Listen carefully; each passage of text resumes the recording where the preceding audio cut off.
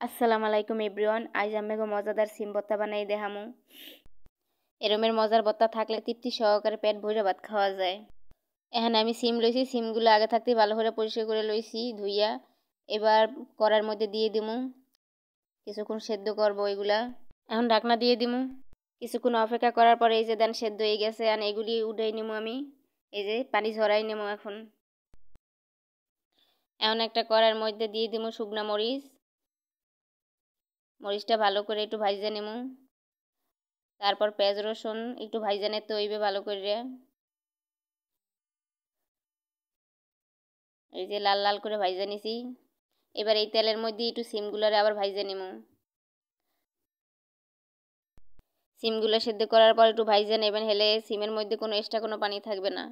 এই জায়গায় মরিচ ভাজা আর পেঁয়াজ ভাজা ধনিয়া পাতা কুচি আছে, সব একত্রে আমি ওই প্লেটে নিছি। স্বাদ মতো লবণ দিয়ে দিব।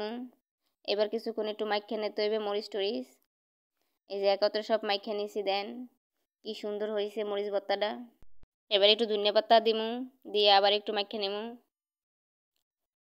ধনিয়া পাতাটা দিলে গ্রানটা অন্যরকম হয়, খুব ভালো লাগে। একটু সরিষার তেল দিতে হইবে, দিয়ে ভালো করে সব এখন মাখা জাকা করতে হইবে সুন্দর করে। এই যে দেখেন কি সুন্দর মরিচ ভর্তা, পেঁয়াজ সিম ভর্তা আর মরিচ ভাজা গরম ভাত দিয়ে খাইতে অনেক মজা লাগে। এই রেসিপিটা আপনারা বাসায় ট্রাই করেন, খুবই মজাদার একটা রেসিপি। ভর্তাটা দেখতে লোভনীয় হয়েছে আর খাইতেও অনেক স্বাদ হয়েছে। তো সবাই বাসায় ট্রাই করবেন। আল্লাহ হাফেজ।